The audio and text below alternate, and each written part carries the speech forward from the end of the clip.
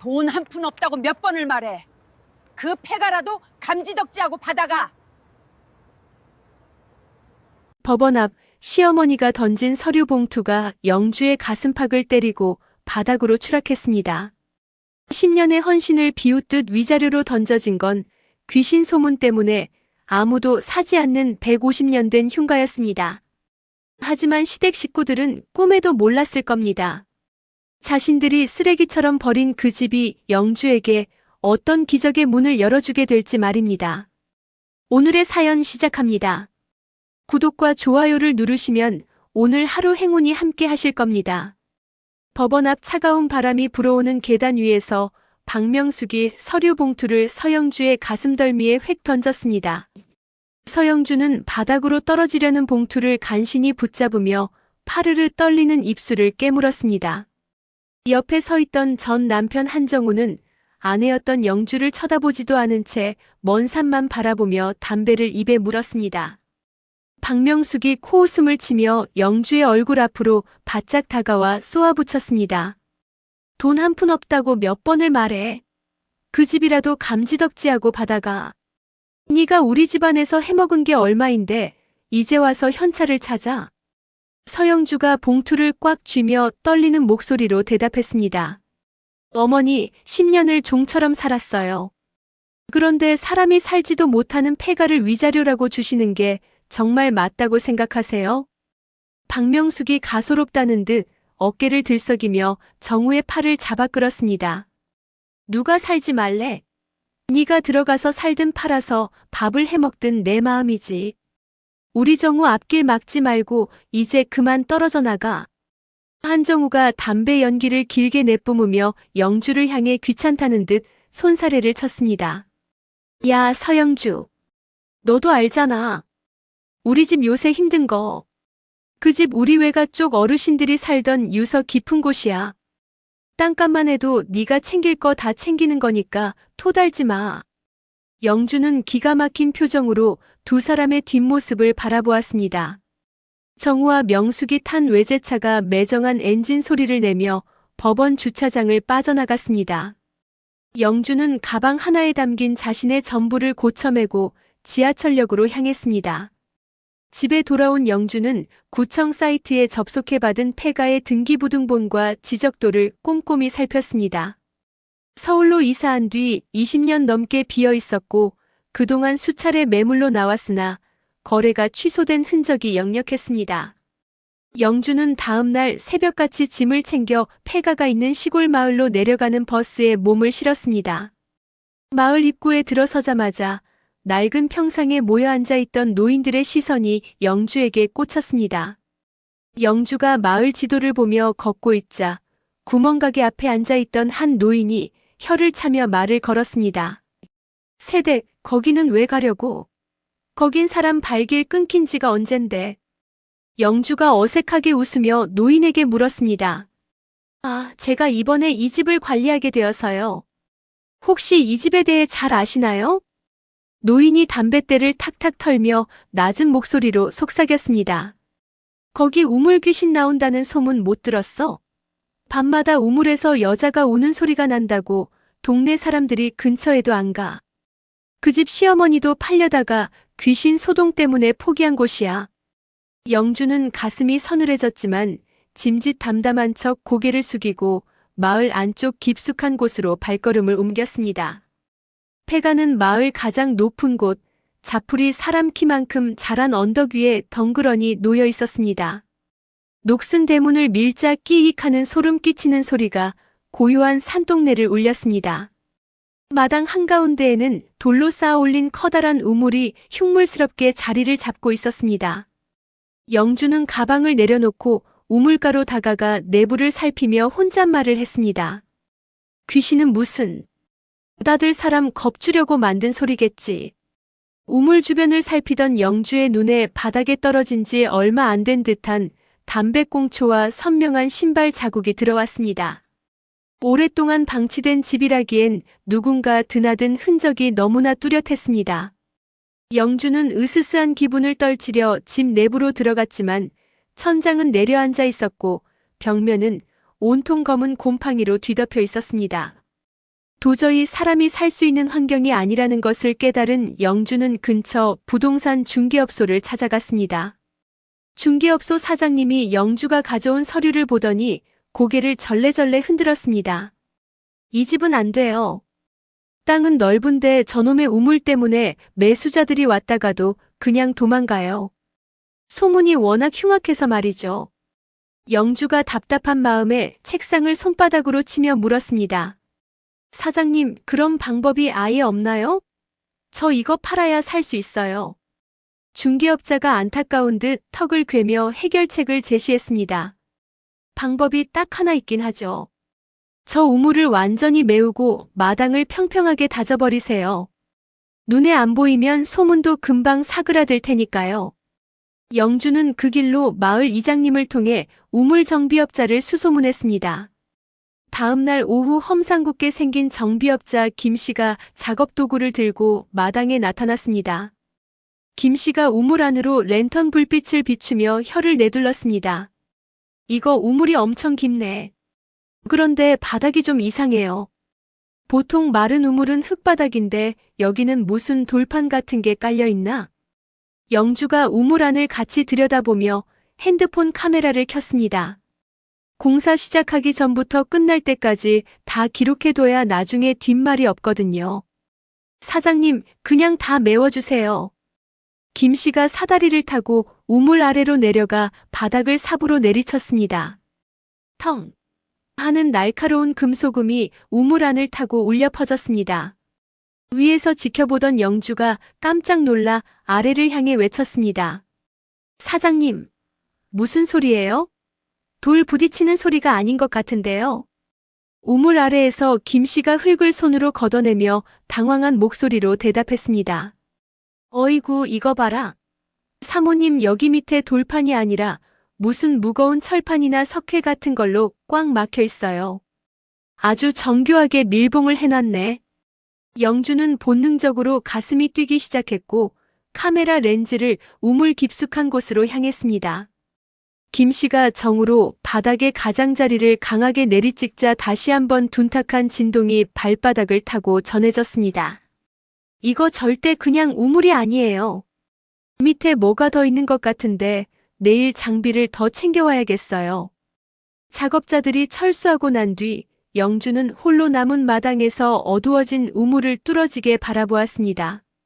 시어머니가 골칫덩이라며 떠넘긴 이 폐가 아래에 과연 무엇이 숨겨져 있는 것인지 알 수 없는 공포와 기대가 교차했습니다. 영주는 밤새 우물가에서 들려오는 바람 소리를 들으며 날이 밝기만을 기다렸습니다. 다음 날 아침 8시, 서영주는 전날 정비업자가 말한 인위적인 봉인이라는 단어를 수백 번도 넘게 되새기며 폐가 마당에 들어섰습니다. 영주는 가방에서 휴대폰 보조 배터리 3개와 삼각대를 꺼내며 우물 정면이 잘 보이도록 자리를 잡았습니다. 정비업자 김씨와 동행한 안전관리인이 안전목끈을 조이며 영주에게 다가와 말했습니다. 사모님, 오늘 작업은 어제보다 훨씬 까다로울 겁니다. 단순히 흙을 파내는 게 아니라 저 단단한 판을 들어 올려야 하니까요. 영주가 삼각대 수평을 맞추며 결연한 표정으로 대답했습니다. 사장님, 안전이 제일이니까 천천히 하셔도 돼요. 대신 우물 안에서 벌어지는 모든 과정을 제가 영상으로 남길 수 있게 협조해 주세요.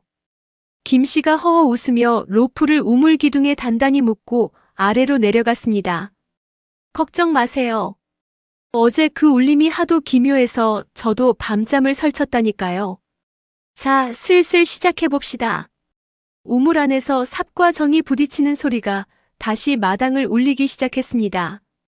김씨가 흙을 한 바구니씩 위로 올려보낼 때마다 영주는 그 흙의 질감을 손으로 확인하며 영상 기록 버튼을 눌렀습니다.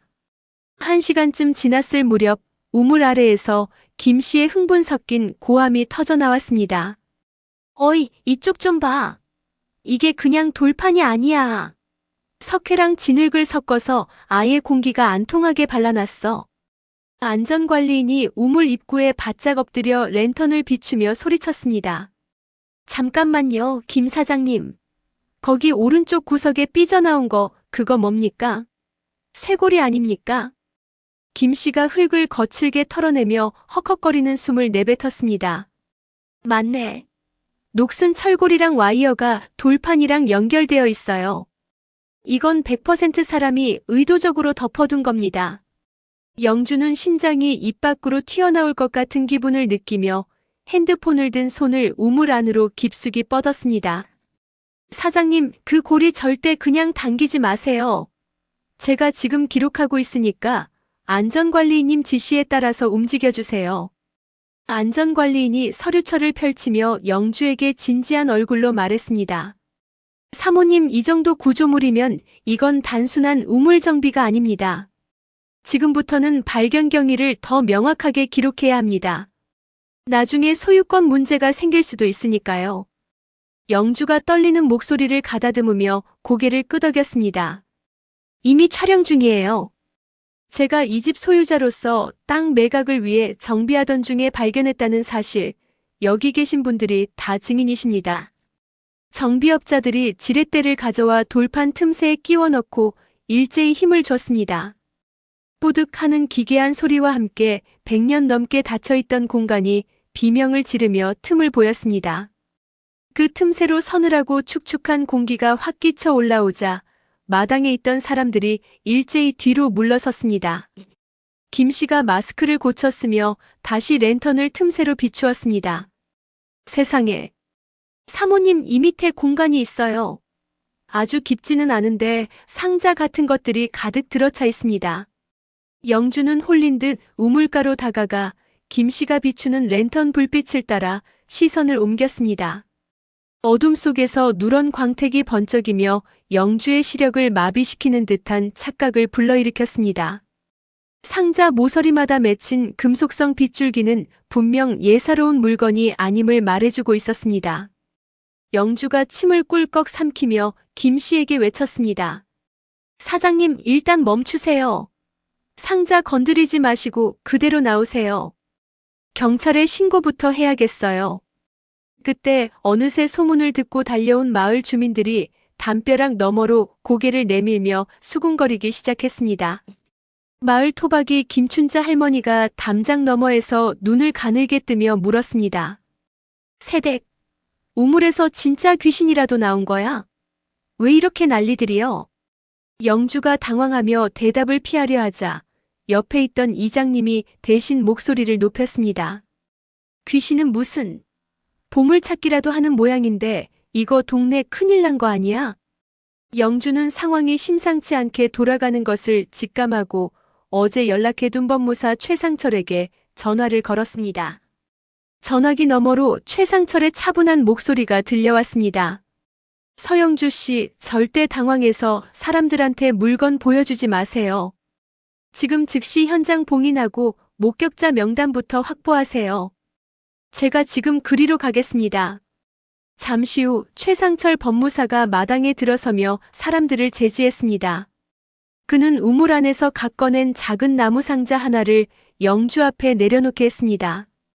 영주가 떨리는 손으로 상자의 녹슨 걸쇠를 툭 치자 뚜껑이 허무하게 열리며 내부가 드러났습니다. 상자 안에는 일제강점기 시절의 거친 문양이 새겨진 금괴와 은괴가 흙먼지를 뒤집어 쓴 채 쏟아져 나왔습니다. 마당에 모인 모든 사람이 숨을 멈추었고 정적만이 가득한 가운데 영주의 거친 숨소리만 들렸습니다.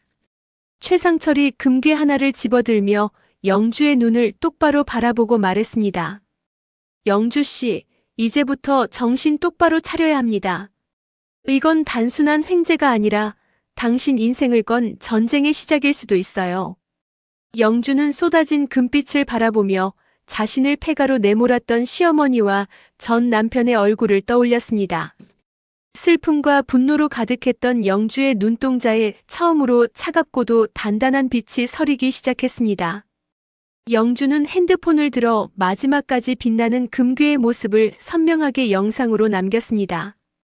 금괴가 쏟아진 우물가는 순식간에 아수라장이 되었습니다. 하지만 최상철 법무사는 당황하지 않고 영주의 어깨를 짚으며 주의를 진정시켰습니다.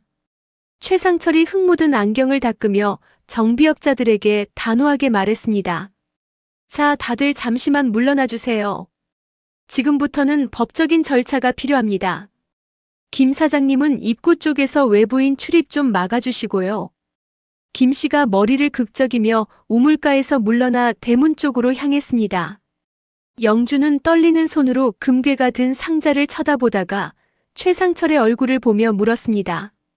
법무사님, 저 정말 어떻게 해야 하나요? 가슴이 너무 뛰어서 아무 생각도 안 나요. 최상철이 영주의 휴대폰을 가리키며 차분하게 대답했습니다. 영주 씨, 아까 찍던 영상 끊지 마세요. 상자 안에 뭐가 몇 개 들었는지, 상태가 어떤지 아주 천천히 다시 찍으세요. 제가 옆에서 수량을 세겠습니다. 영주는 침을 삼키며 다시 카메라를 들었습니다. 최상철이 장갑을 낀 손으로 금괴를 하나씩 꺼내며 낮은 목소리로 의조렸습니다. 금괴 12개, 은괴 20개. 그리고 이 밑에 서류 뭉치 같은 게 더 있네요. 영주 씨, 이건 절대 지금 열지 마세요. 영주가 카메라를 고정하며 고개를 끄덕였습니다. 네, 알겠어요. 그런데 경찰에는 지금 바로 신고해야 하는 거죠? 최상철이 주머니에서 수첩을 꺼내 무언가를 적으며 말했습니다. 네, 이미 소문이 다 퍼졌을 겁니다. 숨기려 하면 오히려 의심만 사요. 우연히 발견했다는 사실을 공표하는 게 가장 안전합니다. 1시간쯤 지나자 사이렌 소리와 함께 경찰차가 폐가 마당으로 들어왔습니다. 젊은 순경과 나이 지긋한 경위가 차에서 내려 우물가로 다가왔습니다. 경위가 우물 속과 상자를 번갈아 보더니 입을 쩍 벌리며 물었습니다. 이게 다 여기서 나온 겁니까?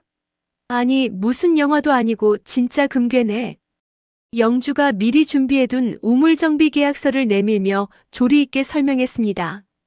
경찰관님, 제가 이 집 주인인데요. 땅을 팔려고 우물을 메우는 공사를 하다가 발견했어요. 여기 정비업자분들이랑 법무사님이 처음부터 다 보셨습니다. 경위가 계약서를 훑어보며 고개를 끄덕였습니다. 발견 경위가 확실하네요. 일단 물품들은 저희가 확인하고 절차를 밟아야 합니다. 의장님, 마을 사람들 좀 뒤로 물러나게 하세요. 마을 사람들이 웅성거리며 대문 밖으로 밀려나갔지만 그들의 눈동자는 여전히 금빛 상자에 고정되어 있었습니다. 그때 대문 밖에서 익숙하고도 소름 끼치는 목소리가 들려왔습니다. 비켜요. 비키라고. 거기가 누구네 집인데 못 들어가게 해. 영주는 그 목소리를 듣는 순간 온몸의 피가 거꾸로 솟는 기분을 느꼈습니다. 시어머니 박명숙이 숨을 헐떡이며 마당으로 뛰어들어왔고 그 뒤를 전 남편 한정우가 뒤따라왔습니다. 박명숙이 우물가에 놓인 상자를 보더니 눈을 뒤집으며 소리쳤습니다. 세상에, 저게 다 뭐야? 야, 서영주. 너 지금 우리 집 보물 가로채려고 작정했니? 영주가 차가운 눈빛으로 박명숙을 바라보며 대답했습니다. 어머니, 여기가 왜 어머니 집이에요? 이혼 위자료로 저한테 넘기신 패가잖아요. 등기부등본 확인하고 오셨어야죠.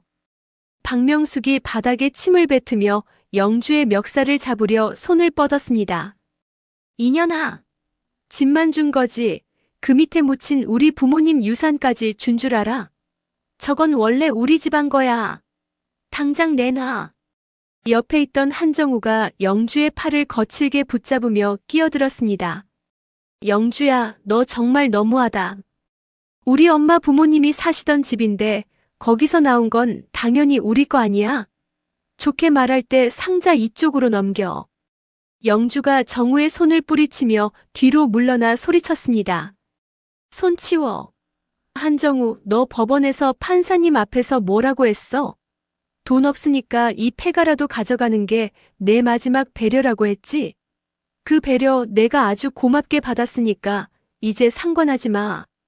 박명숙이 경위에 팔매질을 하며 악을 썼습니다. 경찰 양반. 저게 우리 집 유산이에요. 저 도둑년이 남의 집 귀한 보물을 훔치려고 한다니까요. 당장 체포 안 하고 뭐 해요? 경위가 박명숙의 손을 떼어내며 엄하게 말했습니다. 아주머니 진정하세요. 지금 이 땅 소유주는 서영주 씨로 되어 있습니다. 법적인 소유권 문제는 나중에 따지시고 일단 수사에 협조하세요. 최상철 법무사가 박명숙과 한정우 사이에 끼어들며 서류 가방을 고쳐맸습니다. 두 분 지금 하시는 행동은 엄연한 주거침입이고 협박입니다. 서영주 씨는 적법한 절차에 따라 발견 신고를 마쳤습니다. 계속 소란 피우시면 저희도 가만히 안 있습니다.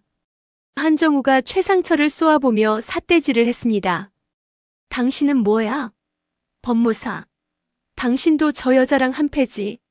우리 집안 재산 빼돌리려고 머리 굴리는 모양인데 내가 가만히 있을 것 같아? 정우가 핸드폰을 꺼내 누군가에게 전화를 걸며 마당을 서성거렸습니다. 김 변호사님. 지금 당장 여기로 좀 와주셔야겠어요. 예, 말도 안 되는 일이 벌어져서요. 박명숙은 아예 마당 바닥에 주저앉아 통곡을 하기 시작했습니다. 아이고 아버지, 어머니, 저 불효시 같은 년이 우리 집안을 다 말아먹네요. 저게 어떤 금인데. 영주는 통곡하는 시어머니의 모습에서 슬픔이 아닌 지독한 탐욕을 보았습니다. 불과 며칠 전까지만 해도 자신을 벌레 보듯 하며 쫓아냈던 사람들이 금괴 소식에 짐승처럼 달려드는 꼴이 가증스러웠습니다. 영주가 최상철의 귀에 대고 작게 속삭였습니다. 법무사님, 저 사람들 이제 수단과 방법을 안 가릴 거예요. 제가 준비해야 할 게 또 뭐가 있을까요? 최상철이 영주의 손에 쥐어진 핸드폰을 꾹 누르며 대답했습니다. 지금 저 사람들이 하는 말, 행동 하나도 빠짐없이 다 녹음하고 계시죠? 그게 제일 큰 무기입니다. 그리고 마을 이장님께 가서 예전부터 이 집이 어떻게 방치됐는지 증언 좀 부탁드려야겠어요. 영주가 고개를 끄덕이며 경찰차 뒷좌석에 상자가 실리는 것을 끝까지 지켜보았습니다. 박명숙은 경찰차를 가로막으며 몸싸움을 벌이다가 결국 순경들에게 끌려나갔습니다. 정우는 영주를 향해 손가락질하며 차가운 한마디를 내뱉었습니다. 서영주, 너 내일부터 법원에서 소장 날아갈 줄 알아. 내가 그 집이랑 금괴 다 도로 찾아올 테니까. 영주는 정우의 눈을 피하지 않고 똑바로 응시하며 대답했습니다. 해봐. 나도 이제 예전의 서영주가 아니니까. 당신들이 벌인 이 패가가 내 방패가 될 줄은 몰랐지? 정우가 씩씩거리며 박명숙을 부축해 사라지자 마당에는 다시 정적이 찾아왔습니다. 하지만 영주는 이것이 끝이 아니라 더 큰 폭풍의 시작임을 알고 있었습니다. 최상철이 영주에게 생수 한 병을 건네며 위로하듯 말했습니다. 고생하셨어요. 이제 첫 고비 넘긴 겁니다. 내일은 마을 이장님이랑 저 우물소문의 진실을 아는 분들을 만나러 가시죠. 영주는 물을 한 모금 마시며 멀리 보이는 마을 입구를 바라보았습니다. 어느덧 해가 뉘엿뉘엿 지고 있었지만 영주의 가슴 속에는 그 어느 때보다 뜨거운 불길이 타오르고 있었습니다. 자신을 짓밟았던 자들이 탐욕 때문에 스스로 무너지는 꼴을 반드시 보고야 말겠다는 결심이 영주의 입술을 굳게 닫게 만들었습니다. 영주는 폐가 문을 단단히 잠그고 최상철과 함께 법률 상담소로 향하는 차에 올랐습니다. 차 창밖으로 스쳐 지나가는 마을 풍경이 왠지 모르게 낯설면서도 희망차게 느껴졌습니다. 영주는 가방 속에 든 이혼 합의서와 금괴 발견 기록 영상을 다시 한번 확인하며 주먹을 꽉 쥐었습니다. 서울 시내의 한 감정평가 사무실 안에서 서영주는 돋보기를 든 장도식 위원의 손끝을 긴장된 눈빛으로 쫓았습니다. 장도식이 하얀 장갑을 낀 손으로 금괴를 조심스럽게 내려놓으며 영주를 향해 안경을 고쳐 썼습니다. 영주 씨, 이거 순도가 아주 높아요. 일제강점기 때 공출을 피해서 몰래 주조된 것으로 보이는데 보관 상태가 기가 막힙니다. 영주가 마른 침을 삼키며 조심스럽게 물었습니다. 그럼 이게 법적으로 가치가 아주 큰 거네요? 옆에 앉아있던 세무사가 서류 뭉치를 툭툭 치며 대화를 가로챘습니다. 가치도 가치지만 발견 장소와 경위가 제일 중요합니다. 세금 문제도 복잡하고요. 무엇보다 시댁 쪽에서 소유권을 주장하고 나오면 피곤해질 겁니다. 영주는 세무사가 내민 예상 세액표를 훑어보며 입술을 지그시 깨물었습니다.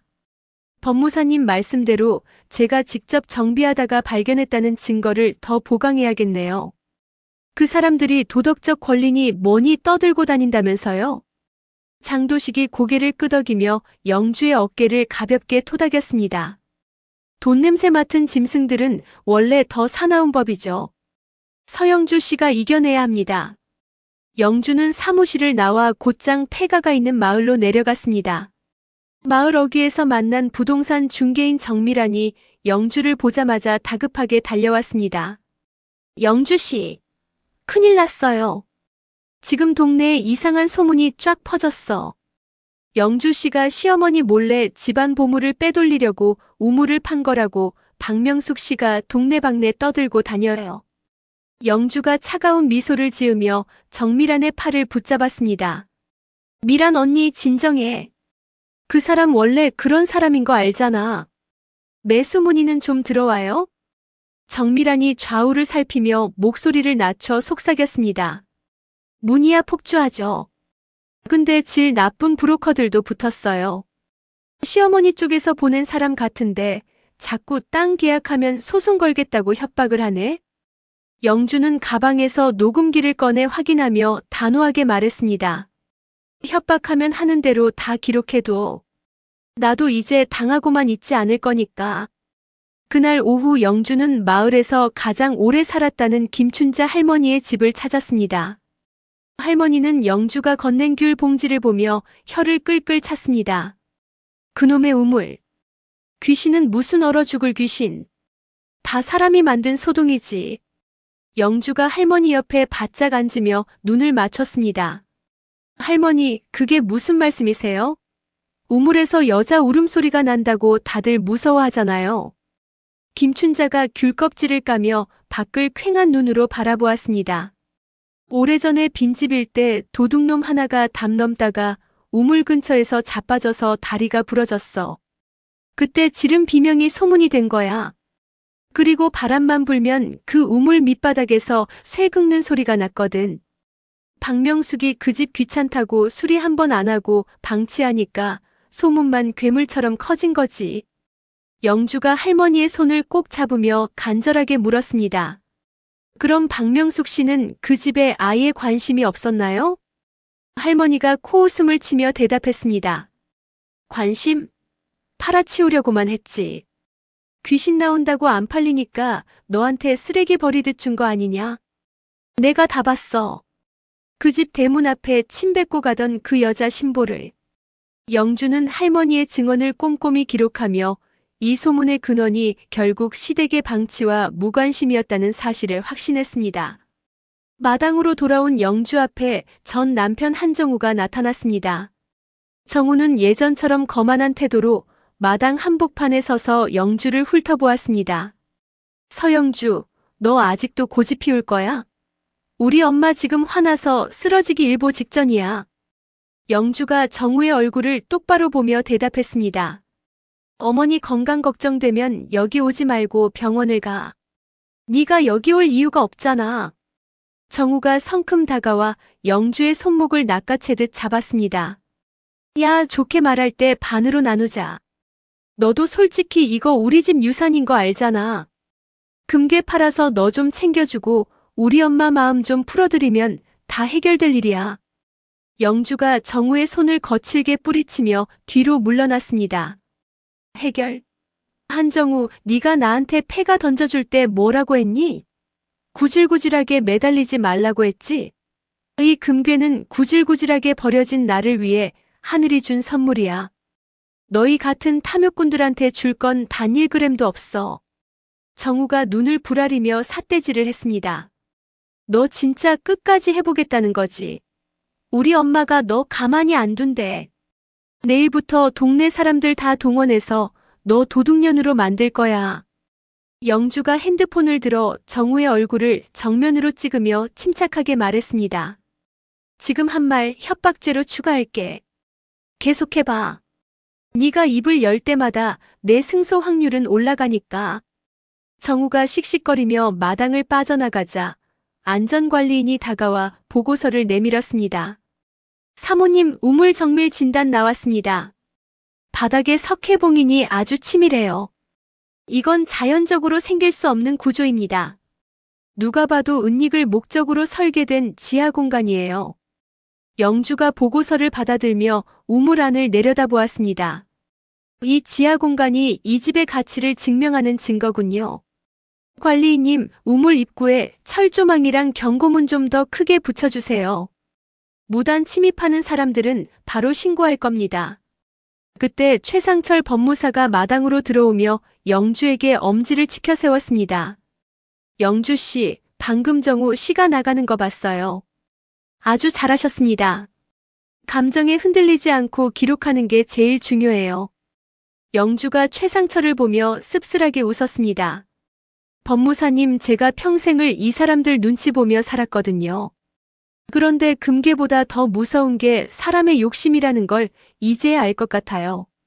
최상철이 서류 가방에서 법적 방어 전략서를 꺼내 영주에게 건넸습니다. 욕심은 눈을 멀게 하지만 법은 눈을 뜨게 합니다.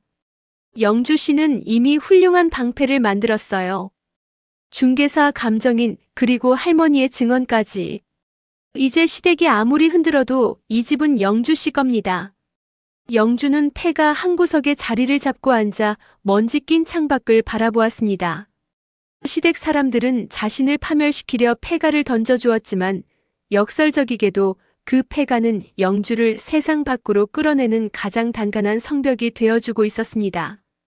영주는 가슴속 깊은 곳에서 올라오는 뜨거운 응어리를 억누르며 내일 있을 또 다른 싸움을 준비하기 위해 주먹을 꽉 쥐었습니다. 어두워진 마당 위로 차가운 달빛이 내리쬐고 있었지만 영주의 눈동자는 그 어떤 금괴보다도 밝고 단단하게 빛나고 있었습니다. 자신의 자존감을 짓밟았던 자들에게 보여줄 가장 화려한 복수는 그들이 탐내는 것을 하나도 주지 않고 완벽하게 자립하는 것임을 영주는 다시 한번 다짐했습니다. 영주는 일어서서 우물정비 도구들을 정리하며 혼잣말로 중얼거렸습니다. 박명숙 씨, 당신이 버린 게 당신 인생을 어떻게 망치는지 똑똑히 지켜봐요. 그 목소리는 작았지만 고요한 폐가 마당을 가로질러 멀리까지 울려 퍼졌습니다. 영주는 문을 걸어 잠그고 마을 회관으로 향하는 길에 자신을 향해 수군대는 주민들의 시선을 피하지 않고 당당하게 고개를 들었습니다. 이제 서영주는 누군가의 며느리도 누군가의 아내도 아닌 자신의 삶을 지키는 투사가 되어 있었습니다. 밤 공기가 차가웠지만 영주의 발걸음은 그 어느 때보다 가벼웠습니다. 마을 입구에 서서 다시 한번 폐가를 돌아본 영주는 그곳이 더 이상 흉가가 아니라 자신의 새로운 시작을 알리는 기적의 장소임을 확신했습니다. 영주는 주머니 속에 차키를 꽉 쥐고 차에 올라탔습니다. 서울로 돌아가는 길, 차창 너머로 보이는 풍경들이 영주에게는 마치 승전보처럼 느껴졌습니다. 시댁의 탐욕이 만들어낸 소문의 그물은 이미 찢어지기 시작했고 영주가 쳐놓은 증거의 그물은 시시각각 그들을 옥죄고 있었습니다. 영주는 내일 아침 가장 먼저 변호사를 만나 소장 내용을 최종 점검하기로 마음먹었습니다. 복수의 시간은 이제 막 서막을 올렸을 뿐이었습니다. 폐가 마당에 이른 아침부터 낯선 사람들이 모여들었습니다. 서영주는 낡은 대문을 활짝 열어젖히고 마당 한가운데 자리를 잡고 서서 사람들을 맞이했습니다. 마을 이장님과 정비업자 김씨, 그리고 중개사 정밀한 씨가 나란히 서서 우물 안을 들여다보고 있었습니다. 영주가 사람들을 향해 단호한 목소리로 입을 열었습니다. 여러분, 오늘 제가 이 자리를 마련한 이유는 하나예요. 이 집이 더 이상 귀신 나오는 흉가가 아니라는 걸 직접 보여드리고 싶어서요. 이장님이 헛기침을 하며 우물가로 다가가 물었습니다. 아니, 서영주 씨. 진짜로 이 우물 밑에 그런 공간이 있었던 건가? 소문이 아주 흉흉하던데. 영주가 휴대폰을 꺼내 발견 당시의 영상을 사람들에게 보여주며 대답했습니다. 보시다시피 이건 귀신이 아니라 누군가 아주 정교하게 숨겨둔 공간이었어요. 이제 이 우물은 안전하게 메울 거고 이 집터는 깨끗하게 정리될 겁니다. 이장님도 증인이 되어주세요. 옆에 있던 중개사 정미란이 사람들에게 전단지를 나눠주며 거들었습니다. 자, 다들 보셨죠? 이제 이 집은 안전한 땅이에요. 위치도 좋고 햇빛도 잘 드는데 그놈의 소문 때문에 그동안 저평가됐던 거죠. 벌써 매수하겠다는 분들이 줄을 섰다니까요. 마을 주민들이 고개를 끄덕이며 수군거리는 사이 영주는 최상철 법무사와 함께 우물에서 꺼낸 상자들을 하나씩 목록으로 작성하기 시작했습니다. 상자 안의 금괴와 은괴를 다시 확인하며 영주는 가슴이 벅차오르는 것을 느꼈지만 짐짓 덤덤한 척 볼펜을 굴렸습니다. 법무사님, 수량 확인 끝났습니다. 금괴 12개, 은괴 20개 맞죠? 최상철이 돋보기를 고쳤으며 명부를 꼼꼼히 살폈습니다. 네, 정확합니다. 이제 이 물품들은 공인된 기관으로 옮겨서 보관 절차를 밟을 겁니다. 영주 씨, 이렇게 기록을 남겨둬야 나중에 뒤탈이 없어요. 영주가 상자를 닫으며 씁쓸한 표정으로 말했습니다. 돈이 무섭긴 하네요. 이걸 지키려고 제가 이렇게까지 철저해져야 한다니요. 최상철이 영주의 손을 가볍게 다독이며 위로했습니다. 이건 돈을 지키는 게 아니라 영주 씨의 권리를 지키는 겁니다. 당당해지세요. 며칠 뒤 영주는 마을 입구 근처의 작은 아파트를 알아보기 위해 발걸음을 옮겼습니다. 폐가에 계속 머물기엔 시댁의 방해가 너무 심했고 이제는 자신의 삶을 제대로 꾸려야 할 때라고 판단했기 때문입니다. 정밀한 중개사가 환하게 웃으며 아파트 문을 열어주었습니다. 영주 씨, 여기 어때요? 작아도 채광이 좋고 시장도 가까워요. 이제 그 폐가에서 고생 그만하고 여기서 새 출발해요. 영주가 방안을 둘러보며 창틀을 손으로 훑었습니다. 깨끗하네요. 언니, 저 여기서 다시 시작할 수 있을까요? 요리 자격증도 다시 따고 예전처럼 남의 눈치 안 보면서 살고 싶어요. 정밀한이 영주의 손을 꼭 잡으며 힘을 주어 말했습니다. 당연하지. 영주 씨 실력이면 어디 가서도 대접받아. 그동안 그 집구석에서 썩은 게 아까워서 그렇지. 영주는 가계약금을 입금하고 나오는 길에 길가에 핀 작은 꽃들을 보며 오랜만에 진심으로 미소를 지었습니다. 하지만 그 미소는 그리 오래가지 못했습니다. 마을 회관 근처에서 박명숙과 한정우가 영주를 기다리고 있었기 때문입니다. 박명숙이 영주를 보자마자 삿대질을 하며 달려들었습니다. 야, 서영주, 너 요즘 신났더라. 남의 집 유산으로 아파트도 사고 땅도 팔고 네가 아주 제정신이 아니구나. 영주가 걸음을 멈추고 차가운 눈빛으로 박명숙을 쳐다보았습니다. 어머니, 남의 집 유산이라니요. 위자료로 제가 정당하게 받은 집에서 나온 물건들이에요. 법적으로 아무 문제 없다고 말씀드렸잖아요. 옆에 서 있던 한정우가 미간을 찌푸리며 짜증 섞인 목소리로 끼어들었습니다. 영주야, 너 정말 말이 안 통한다. 우리 엄마 혈압 올라서 쓰러지시면 네가 책임질 거야. 좋게 말할 때 그 금괴들 우리 쪽으로 넘겨. 우리 변호사가 그러는데 그거 상속 재산이라 네가 다 가질 수 없대. 영주가 어이가 없다는 듯 헛웃음을 터뜨리며 정우를 바라보았습니다. 상속 재산? 한정우, 너 기억 안 나? 이혼할 때 네가 그랬잖아. 그 집 귀신 나와서 팔지도 못하는 똥값인 땅이니까 너한테 주는 마지막 잡이라고. 그 문자 내가 다 보관하고 있어. 박명숙이 눈을 부라리며 영주의 앞을 가로막았습니다. 문자고 뭐고. 그 집은 내 부모님이 살던 집이야. 거기 묻힌 건 다 우리 거야. 너 당장 소장 받을 준비해라. 내가 김 변호사한테 다 얘기해놨으니까.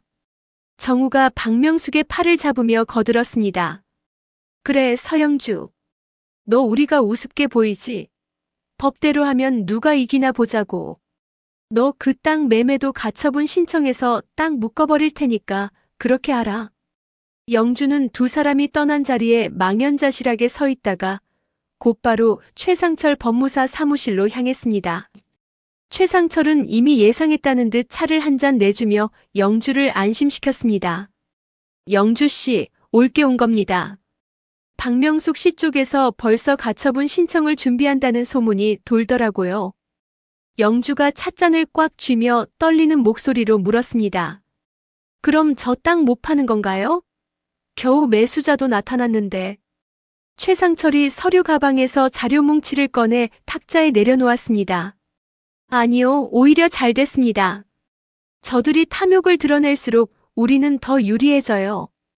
영주 씨, 이혼할 때 박명숙 씨가 보낸 메시지들 다시 다 모아주세요. 골칫덩이 처분해서 속 시원하다거나 귀신 나오는 집 너나 가져라라고 했던 부분들이 핵심입니다.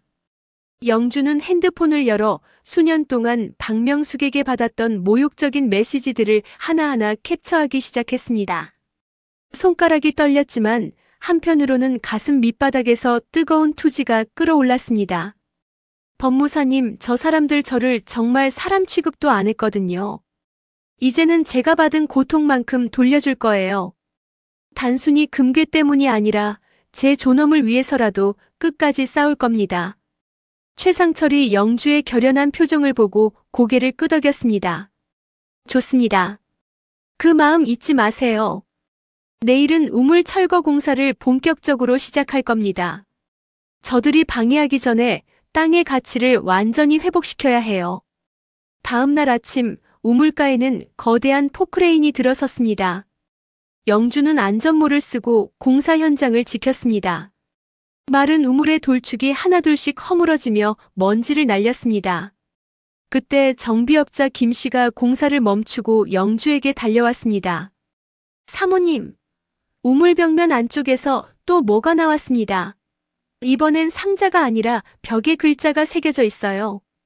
영주는 깜짝 놀라 우물 안쪽으로 달려갔습니다. 무너진 벽면 사이로 오래된 글씨가 드러나 있었습니다. 그것은 이 집이 왜 버려졌는지, 그리고 이 보물이 누구를 위해 남겨진 것인지에 대한 실마리처럼 보였습니다. 하지만 영주가 그 내용을 확인하기도 전에 대문 밖에서 법원 집행관들이 들이닥쳤습니다. 집행관 중 한 명이 영주에게 서류 한 장을 내밀며 무미건조하게 말했습니다. 서영주 씨 되십니까? 박명숙 씨 외 1인이 제기한 부동산 처분금지 가처분 신청 및 소유권 반환 소송 소장입니다. 오늘부로 이 토지에 대한 모든 처분 행위는 중단됩니다.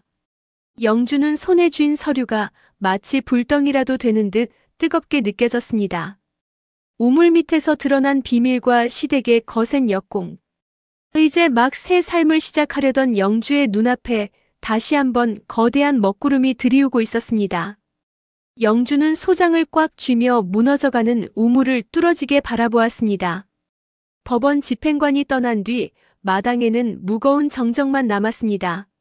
서영주는 손에 쥔 가처분 결정문을 쳐다보며 허탈한 웃음을 터뜨렸습니다. 이제 막 땅을 팔아 새 삶을 시작하려던 찰나의 시댁이 던진 덫은 생각보다 깊고 날카로웠습니다. 중개사 정미란이 달려와 영주의 어깨를 잡으며 울먹이는 목소리로 말했습니다. 영주 씨, 어떡해.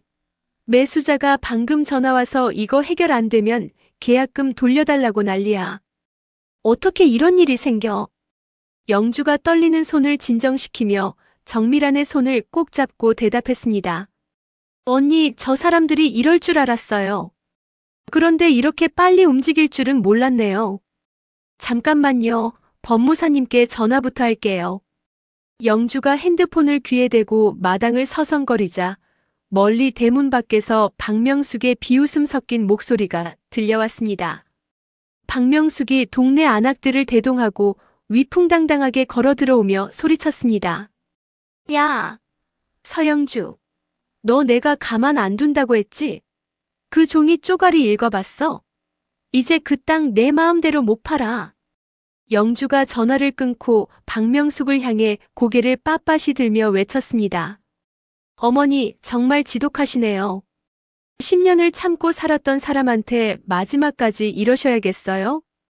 박명숙이 바닥에 침을 탁 뱉으며 영주의 얼굴 앞으로 다가와 삿대질을 했습니다. 어머니 소리가 입에서 나오니? 이 도둑년아. 우리 부모님이 피땀 흘려 지킨 집에서 나온 보물을 네가 꿀꺽하려고 해. 그 금괴들 다 우리 집안 거야. 옆에 있던 동네 주민이 박명숙의 눈치를 보며 영주를 향해 한마디 거들었습니다. 아니, 영주 씨. 솔직히 시어머니 부모님이 살던 집인데 거기서 나온 건 돌려주는 게 맞지 않아? 사람이 도리가 있지. 영주가 그 주민을 똑바로 쳐다보며 단호하게 대답했습니다. 도리요? 제가 이혼할 때 저분들이 저한테 뭐라고 하셨는지 아세요? 귀신 나오는 흉가니까 너나 가져가라고 쓰레기 던지듯 주신 집이에요. 그때는 왜 도리를 안 찾으셨어요? 박명숙이 얼굴을 붉히며 영주의 머리칼을 잡으려 손을 뻗었습니다. 인연이 어디서 말대꾸야. 너 금괴 몇 개 빼돌렸지? 우물에서 금괴가 한 트럭은 나왔을 텐데 네가 경찰이랑 짜고 숨긴 거 다 알아. 이때 대문으로 들어서던 최상철 법무사가 박명숙의 팔을 가로막으며 엄한 목소리로 말했습니다. 박명숙 씨, 지금 이 행동은 주거침입이고 업무방해입니다. 당장 나가지 않으시면 경찰 다시 부르겠습니다. 박명숙이 최상철을 훑어보며 비아냥거렸습니다. 아이고, 법무사 날이 오셨네. 당신도 전현이랑 한패지. 우리 집안 보물 팔아서 얼마 챙기기로 했어? 최상철이 서류 가방에서 녹음기를 꺼내 보여주며 차갑게 대꾸했습니다. 지금 하시는 말씀들 다 기록되고 있습니다. 나중에 법정에서 큰 불이익을 당하고 싶지 않으시면 그만 돌아가세요. 박명숙이 씩씩거리며 주민들을 데리고 나가자 영주는 다리에 힘이 풀려 우물가 옆에 주저앉았습니다. 최상철이 영주에게 생수 한 병을 건네며 옆에 앉아 말했습니다. 영주 씨, 저들이 노리는 건 영주 씨가 지쳐서 제풀에 포기하는 겁니다. 가처분은 절차일 뿐이지 소유권 자체가 바뀐 건 아니에요. 영주가 생수를 한 모금 마시고 최상철을 보며 힘없이 물었습니다. 법무사님, 그런데 매수자가 계약을 취소하면 저는 당장 생활비도 없어요. 소송이 길어지면 제가 버틸 수 있을까요? 최상철이 영주의 눈을 똑바로 보며 힘주어 대답했습니다. 그래서 제가 전문가 한 분을 모셨습니다. 이쪽으로 오시죠. 최상철의 뒤를 따라 낯선 중년 남성이 정장을 입고 마당으로 들어왔습니다. 전직 은행원이자 보석 감정 전문가인 장도식이 안경을 고쳤으며 영주에게 명함을 내밀었습니다. 장도식이 우물 안쪽을 한번 살피고는 영주에게 부드러운 목소리로 말했습니다. 서영주 씨, 반갑습니다. 법무사님께 말씀 들었습니다. 지금 제일 걱정되는 게 금괴가 도난당했거나 은닉했다는 프레임이죠. 영주가 고개를 끄덕이자 장도식이 가방에서 공인기관의 확인 서류를 꺼내 보였습니다. 제가 이 금괴들을 공적기관에 투명하게 보관하고 가치 평가를 받을 수 있도록 도와드릴 겁니다. 나라에서 보증하는 절차를 밟으면 시댁 쪽에서 제기하는 은닉 의혹은 한순간에 사라집니다. 영주는 장도식의 조언에 따라 금괴들을 은행 금고로 옮기고 공식적인 보관 증명서를 발급받았습니다. 그날 밤 영주는 낡은 폐가 거실에 앉아 옛날 핸드폰을 뒤졌습니다. 이혼 소송 당시 한정우와 박명숙이 보냈던 메시지들을 하나하나 읽어내려가자 가슴이 저려왔습니다. 한정우가 보낸 메시지에는 그 집은 어차피 팔리지도 않는 똥값이야. 그거라도 가져가는 게 너한테는 이득이야라는 내용이 선명하게 남아 있었습니다.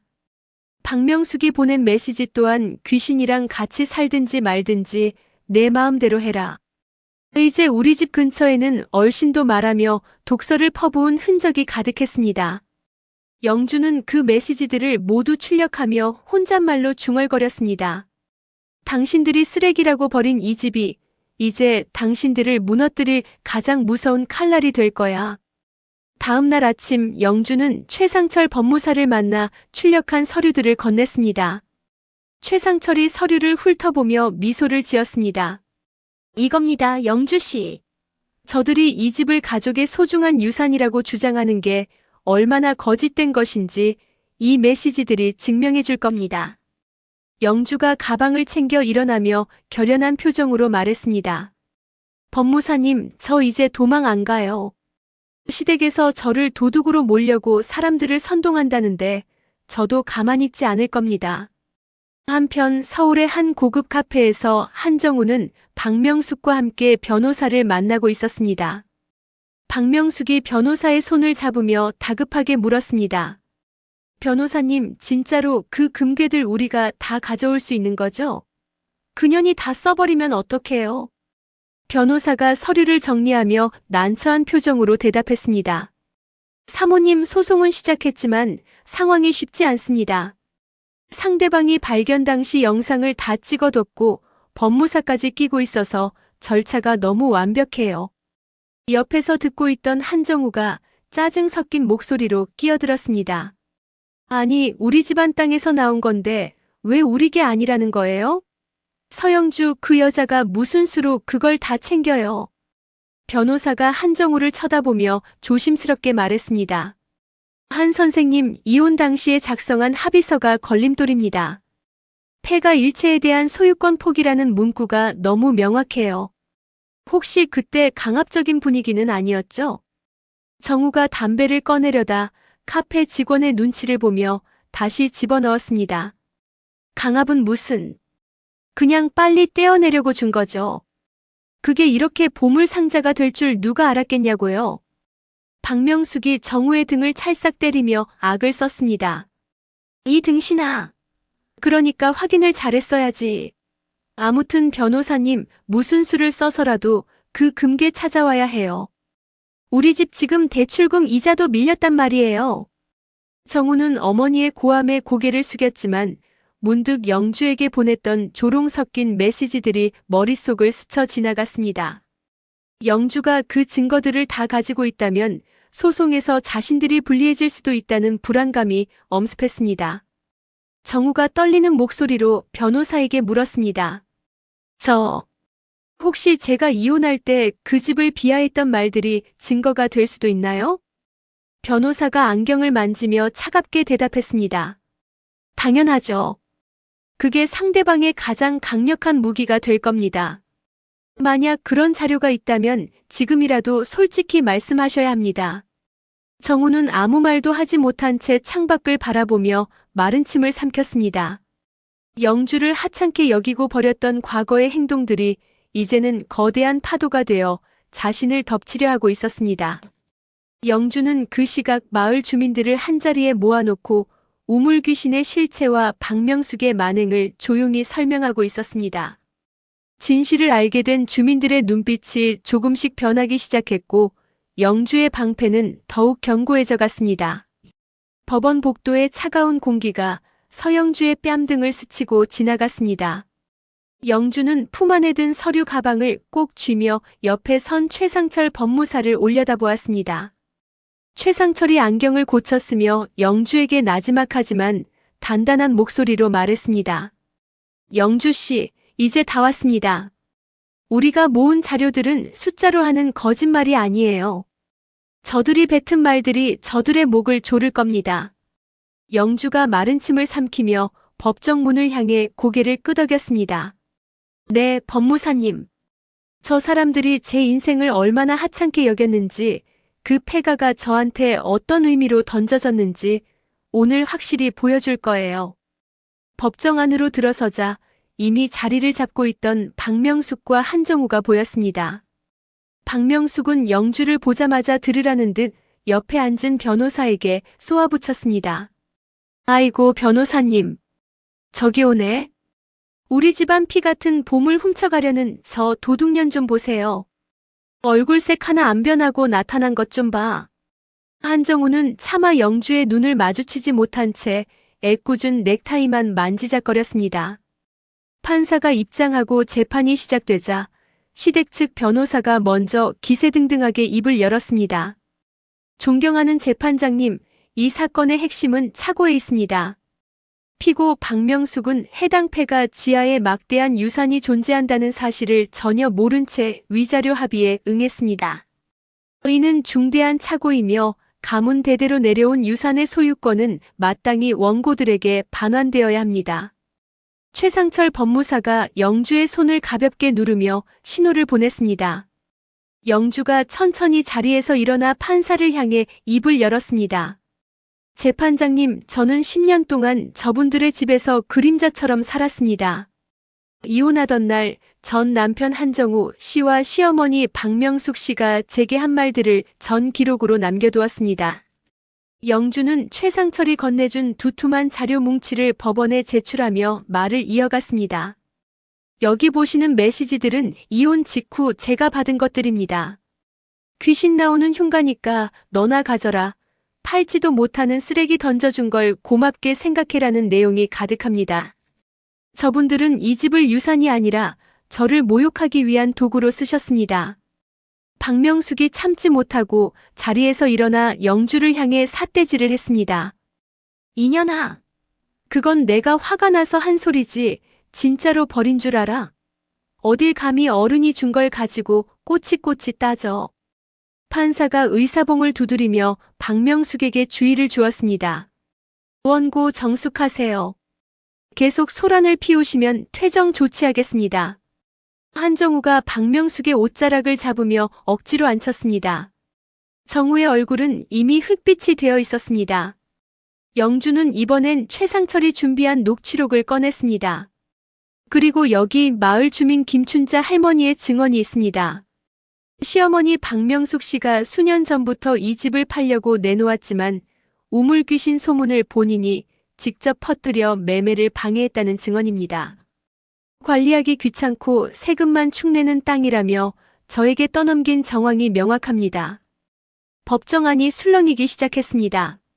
시댁 측 변호사가 당황하며 정우에게 귓속말을 건넸지만 정우는 고개를 숙인 채 아무 대답도 하지 못했습니다. 재판 중 휴정 시간이 되자 영주는 복도 끝에서 정우와 마주쳤습니다. 정우가 담배를 꺼내려다 영주의 눈치를 보며 주춤거렸습니다. 영주야, 너 진짜 이럴 거야? 우리 엄마 쓰러지시면 네가 책임질 거냐고. 그냥 적당히 나누고 끝내자. 너도 앞날 생각해야지. 영주가 정우의 얼굴을 똑바로 응시하며 차갑게 대꾸했습니다. 앞날? 내 앞날 걱정해주는 척하지 마. 너랑 어머니가 내 인생을 폐가처럼 버렸을 때 내 앞날은 이미 지옥이었어. 그런데 그 지옥에서 보물이 나오니까 이제 와서 가족이야? 정우가 입술을 떨며 영주의 팔을 잡으려 했습니다. 그래도 우리 10년을 살았잖아. 내가 미안해. 엄마가 저러시는 거 나도 말려봤는데 안 돼서 그래. 영주가 정우의 손을 거칠게 뿌리치며 뒤로 물러났습니다. 미안하다는 말, 그 금괴들보다 가벼워 보여. 한정우, 너는 끝까지 비겁하구나. 법정에서 네가 나한테 보낸 그 조롱 섞인 문자들 다 읽힐 때 내 표정 어땠는지 알아? 너는 보물을 잃은 게 아니라 마지막 남은 사람 대접을 잃은 거야. 그때 박명숙이 달려와 영주에게 침을 뱉으려다 최상철 법무사에게 가로막혔습니다. 이 독한 년, 네가 우리 집안을 망치려고 작정을 했구나. 내가 너 같은 걸 며느리로 들인 게 평생 한이다. 박명숙이 소리를 지르며 바닥에 주저앉아 통곡하는 척을 했습니다. 하지만 지나가는 사람들은 이제 박명숙의 눈물에서 슬픔이 아닌 추악한 욕심만을 읽어내고 있었습니다. 장도식 감정위원이 서류 가방을 들고 다가와 영주에게 조용히 서류 한 장을 건넸습니다. 영주 씨, 금괴 보관 절차 확인서입니다. 국가지정금고에 안전하게 입고되었고 시댁 측의 은닉 주장은 이제 법적으로 아무런 힘이 없습니다. 고생 많으셨어요. 영주가 서류를 받아들며 장도식에게 고개를 숙여 인사했습니다. 감사합니다, 위원님. 절차가 투명하니까 제 마음도 한결 가벼워지네요. 잠시 후 재판이 재개되었고 판사는 시댁 측이 제기한 가처분 신청을 대부분 기각한다는 결정을 내렸습니다. 토지의 소유권과 발견물의 권리가 서영주에게 있음을 잠정적으로 인정한 것입니다. 박명숙은 판결이 나오자마자 법정 바닥에 드러누워 악을 썼고 정우는 그런 어머니가 부끄러운 듯 얼굴을 가리고 도망치듯 법정을 빠져나갔습니다. 영주는 법원 건물을 나오며 중개사 정밀안의 전화를 받았습니다. 영주 씨, 축하해. 매수자가 소송 결과 듣고 잔금 바로 치르겠대. 우물 정리된 땅에 카페 지으려고 벌써 설계도 그린다더라. 정밀한의 밝은 목소리에 영주의 눈가에 참았던 눈물이 고였습니다. 영주가 하늘을 올려다보며 깊은 숨을 내뱉었습니다. 언니 고마워요. 이제 정말 끝이 보이네요. 그 흉가 소문나던 우물이 제 인생을 이렇게 살려낼 줄은 몰랐어요. 영주는 법원 계단을 내려오며 자신을 기다리던 최상철 법무사와 악수를 나누었습니다. 최상철이 부드럽게 웃으며 영주에게 말했습니다. 영주 씨, 이제 돈보다 더 소중한 걸 찾으셨네요. 당신의 이름 석자와 자존심 말입니다. 영주는 가벼워진 발걸음으로 폐가가 있던 마을로 향했습니다. 이제 그곳은 버려진 여자의 한이 서린 곳이 아니라 새로운 삶이 피어나는 희망의 터전이 되어가고 있었습니다. 마을 입구에서 영주를 기다리던 김춘자 할머니가 영주의 손을 꼭 잡으며 환하게 웃었습니다. 새댁 잘했어. 고생 많았어. 이제 귀신 소리 안 나고 사람 웃음소리 나는 집으로 만들면 돼. 영주는 할머니의 따뜻한 손길을 느끼며 비로소 진정한 평온을 찾았습니다. 탐욕으로 얽혔던 증거의 그물은 이제 영주를 지켜주는 든든한 울타리가 되었습니다. 최종 선고가 내려지는 날 법정안은 팽팽한 긴장감으로 가득 찼습니다. 서영주는 짙은 남색 정장을 단정하게 차려입고 피고석에 앉아 정면을 응시했습니다. 그녀의 곁에는 든든한 조력자인 최상철 법무사가 두툼한 서류 뭉치를 정리하며 자리를 지키고 있었습니다. 판사가 안경을 고쳤으며 판결문을 낭독하기 시작하자 박명숙은 초조한 듯 손톱을 깨물었고 한정우는 고개를 푹 숙인 채 바닥만 바라보았습니다. 이번 사건의 핵심은 이혼 합의 당시 해당 부동산의 권리 이전이 적법했는지, 그리고 우물 내부의 발견물이 원고들의 주장대로 상속재산에 해당하는지 여부입니다. 판사의 목소리가 엄중하게 울려 퍼졌습니다. 증거 자료에 따르면 원고 박명숙은 이혼 당시 해당 폐가를 처분 불가능한 흉가라 지칭하며 피고 서영주에게 위자료 명목으로 강제로 떠넘긴 정황이 명백합니다. 또한 전 남편 한정우가 보낸 조롱 섞인 메시지들은 원고들이 이 재산의 가치를 포기했음을 증명합니다. 따라서 우물 안에서 발견된 물품은 발견 당시 토지 소유주인 피고 서영주의 정당한 권리로 인정됩니다. 원고들의 청구를 모두 기각합니다. 판결이 끝나자마자 박명숙이 자리에서 벌떡 일어나 비명을 질렀습니다. 말도 안 돼. 판사님, 저게 어떤 돈인데. 전현이 꼬리를 쳐서 다 뺏어간 거라고요. 아이고 내 팔자야. 박명숙이 법정 바닥에 주저앉아 통곡을 시작하자 방호원들이 다가와 그녀를 제지했습니다. 한정우는 부끄러운 듯 얼굴을 가리며 박명숙의 팔을 잡아 끌었습니다. 엄마 제발 그만 좀 해. 창피해서 못 살겠어. 우리가 진 거라고. 한정우가 신경질적으로 소리치자 박명숙이 아들의 뺨을 세차게 때리며 악을 썼습니다. 이 등신 같은 놈아. 네가 그때 똑바로만 했어도 우리가 이 고생을 안 해. 너도 전현이랑 한패지. 영주는 그 광경을 차가운 눈으로 바라보다가 천천히 자리에서 일어났습니다.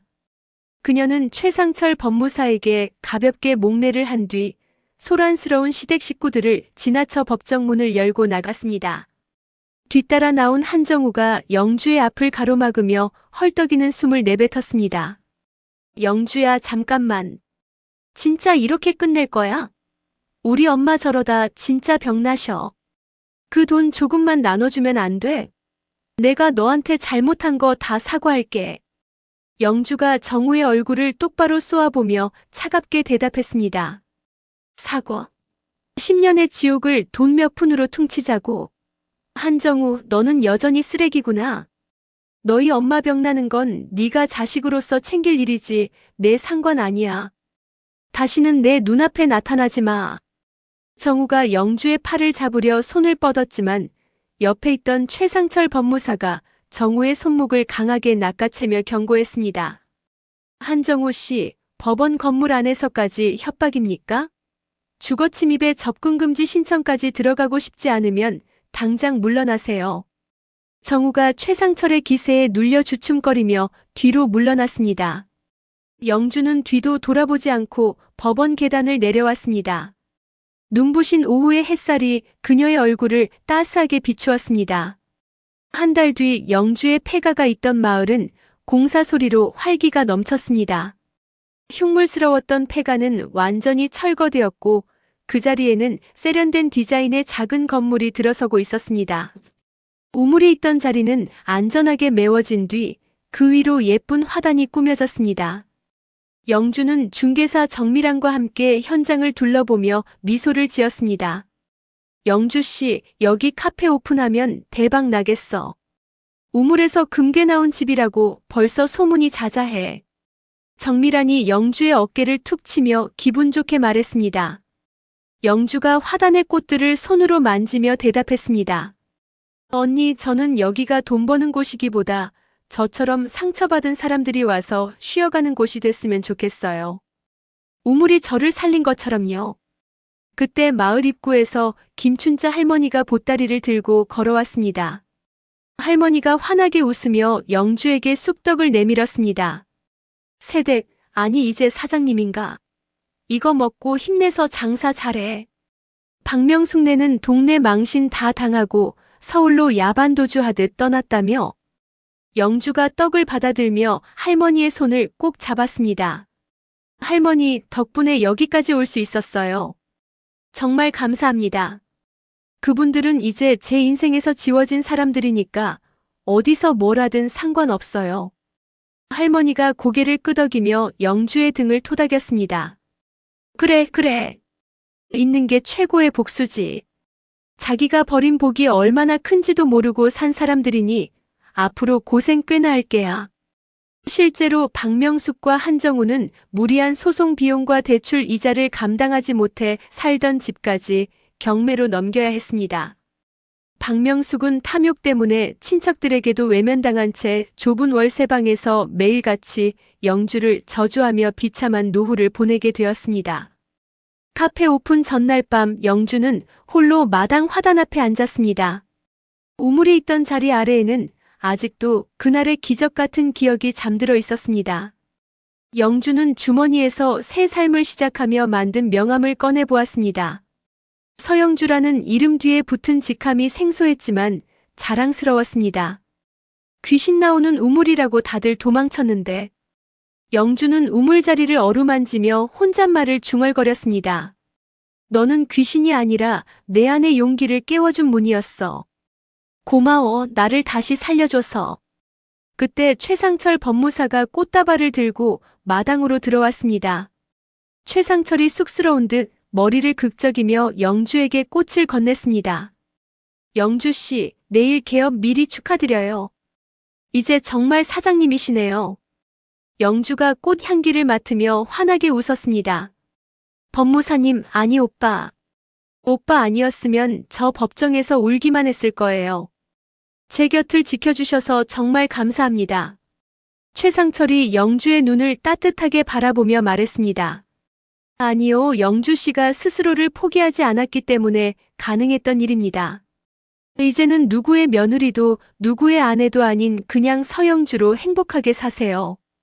영주는 최상철의 말에 고개를 끄덕이며 밤하늘을 올려다보았습니다. 차갑게만 느껴졌던 밤 공기가 이제는 상쾌하게 피부를 스쳤습니다. 버려진 폐가에서 시작된 이 기적 같은 이야기는 절망의 끝에서도 진실을 포기하지 않은 한 여자의 승리로 끝을 맺었습니다. 다음 날 아침 카페 문이 열리고 첫 손님이 들어왔습니다. 영주는 밝은 목소리로 인사를 건넸습니다. 어서 오세요. 인생극장 카페입니다. 어떤 차로 준비해 드릴까요? 영주의 목소리는 그 어느 때보다 단단하고 활기찼습니다. 그녀의 뒤로 보이는 화단에는 우물의 기적을 증명하듯 노란 꽃들이 활짝 피어 바람에 넘실거리고 있었습니다. 과거의 상처는 이제 훈장이 되었고 서영주의 앞날에는 금괴보다 더 빛나는 진정한 자유와 행복이 기다리고 있었습니다. 버려진 것이 복이 되고 무시당한 것이 무기가 되는 순간이 있습니다.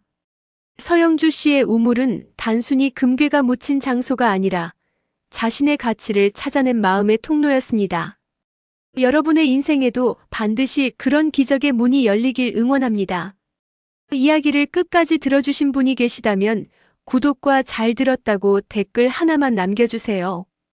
새로운 이야기가 나오면 제일 먼저 전해드리겠습니다. 감사합니다.